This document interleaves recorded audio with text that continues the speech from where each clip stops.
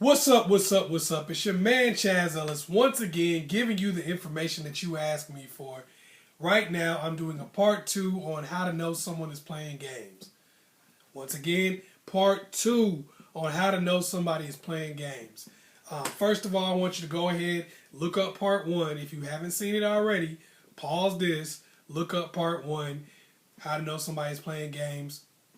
Watch that first, and then come back and watch this.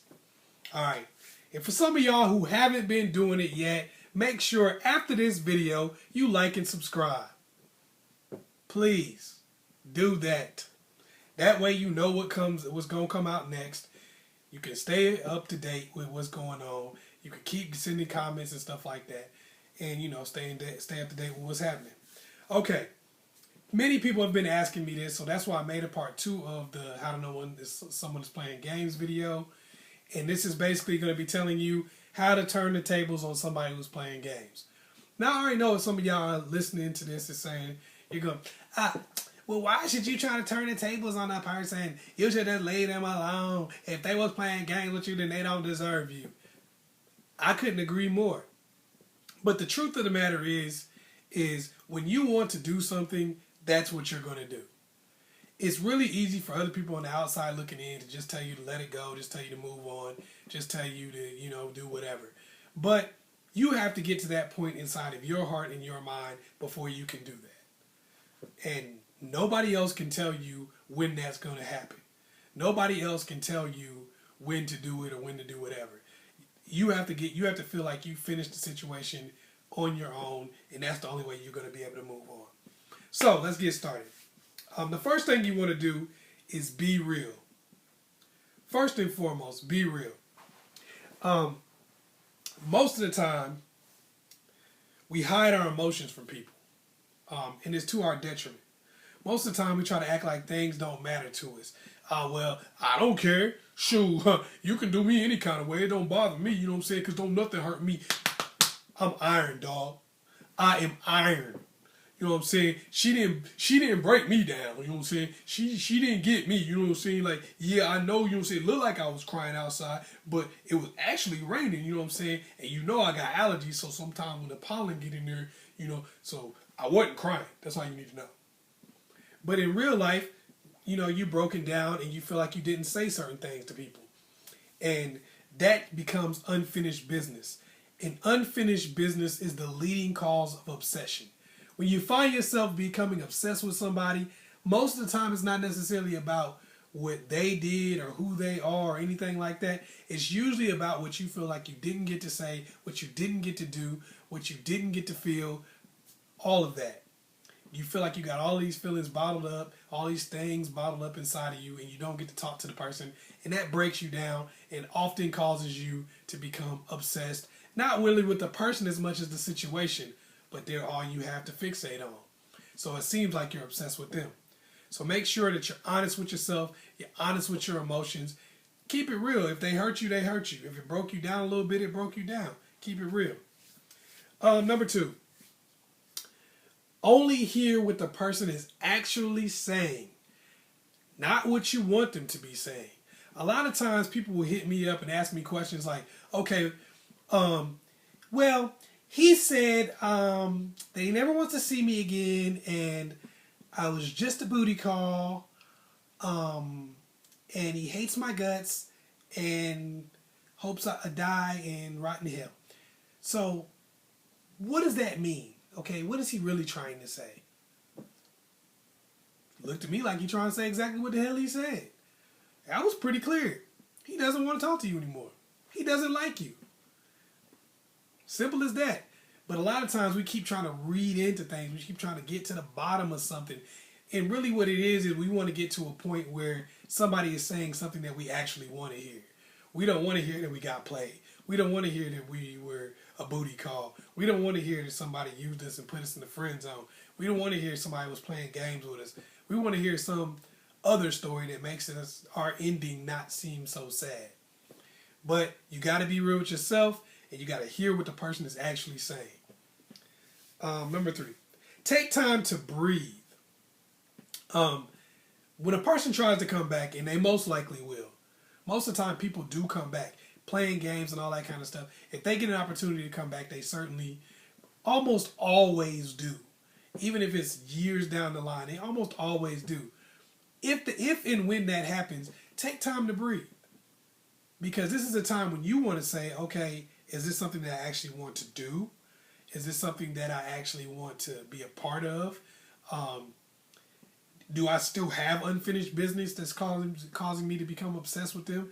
Am I still thinking about them because I don't feel like I got everything out that I wanted to say or all my feelings out? Is that a problem that I'm still dealing with? It needs to be about you and what you feel, but you need to be thinking and taking the time to think about what you feel. Think about how you want to play this situation. Think about what you want to do. Because otherwise, you're playing yourself. Otherwise, you're going to be in a situation where you're like, you know what I'm saying? She said she wanted to come back, dog. She said she wanted me to take her out to dinner that day, dog. You know what I'm saying? So I just took her out. You know what I'm saying? And then, you know what I'm saying? I took her out and I started feeling them old feelings for her again. And then, you know what I'm saying? I called her and her phone was off. You know what I'm saying? She did the same thing again. I can't take this stuff no more. I ain't crying though, it's the pollen. But I can't take this no more. You don't want to be like that. So make sure you take your time. Make sure you're in a place where you can actually deal with this person without being so emotionally involved. Number 4, make it about you and your needs. If this person comes back and is trying to talk to you, that means it's about your needs. It's not about them.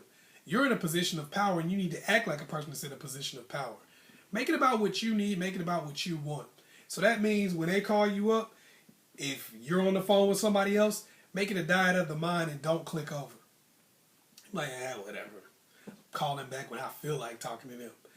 If you got some other plans, don't cancel them. Because that's what happened the first time. Think about it. When you go through these situations with somebody where they're playing you, they make it all about them. It's all about their needs. They come talk to you when they feel like talking to you. When they don't feel like talking to you, they don't. They call you and always want you to cancel whatever you're doing to be around them when they never cancel anything to be around you. So if you want to deal with this person again on any level, make it about your needs. Because now, a person can't really play you if you're not doing anything you don't want to do. If everything you're doing is something that you wanted to do and is beneficial to you, how can the person play you? All they can do is just give you what you want. So make it about yourself, not about them. Number 5, and this is something you want to do pretty much immediately after you stop talking to somebody, but delete their number, delete them from Facebook, Twitter, Instagram, whatever you have, delete them from all social media and make it to where you can no longer contact that person. Lose their number. Lose their email address. Lose all of their information. If you have to block them from Facebook, if you have to block them from Twitter, whatever you have to do, make sure you can no longer contact that person again. Put it on them to contact you. That way, whenever they do try to deal with you, you're in a position of power. You're not in a situation you're just going to get played off again. All right? Number 6, and this is the last one because it's a big one. This is one of the things, like I said before, unfinished business is the leading cause of obsession. So stop being so stubborn. If you still have unfinished business with somebody and you don't feel like you can really move on until you deal with that, if they come back, that does give you an opportunity to close the door. It's not necessarily like, I need to start sleeping with that person again. I need to start being in a relationship with that person again. But it does give you an opportunity to start closing the door. Sometimes you need to let a person piss you off so bad that you have the opportunity to really close your heart to that person and not something fake or something that you've forced yourself to do but you don't really feel. Sometimes we're not really as mad at people as we want other people to believe we are. Sometimes we do things that are designed to save face and not necessarily designed to help us heal. Sometimes we listen to our buddies and our friends. I can't believe you let girl do you like that, homeboy. If it was me, you don't know what they would do if it was them because they're not in that situation right now. And even if they were, all you heard was their version of the situation that they went through, not the truth. So make sure that you're not so stubborn and you finish whatever business you need to finish so you can move on. Once again, it's your man Chaz Ellis, answering the questions that you ask me. Hit me up on Facebook at askchazzellis on Facebook. Also, I want you guys to check out the Chazzellis project coming to you soon. This is going to be coming real soon, right around the corner. It's going to be another channel. It's going to have comedy on it. It's going to have all kind of stuff. It's going to have sketches, little things like that. It's going to have news on there. I'm doing like a ratchet news report. It's going to have all the little crazy stuff that I like to do. So y'all can check that out also. It's going to be on the Chazzellis project is what it's going to be called. I'm also coming up with a website too. I want y'all to get on there and check that out. The website's going to have the same name. So I want y'all to check all of that out. Also, you can hit me up, like I said, on Facebook at askchazzellis on Facebook. Hit me up on Twitter at askchazzellis on Twitter.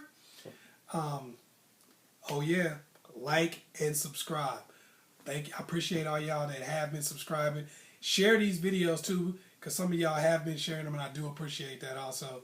And hopefully, people can get some of this information if it does, and it can help them out. And I appreciate people doing that, and I also appreciate feedback from people. A lot of y'all give me a lot of good feedback that becomes questions for other people. Believe me, the things that you're going through, other people are going through also. So share it.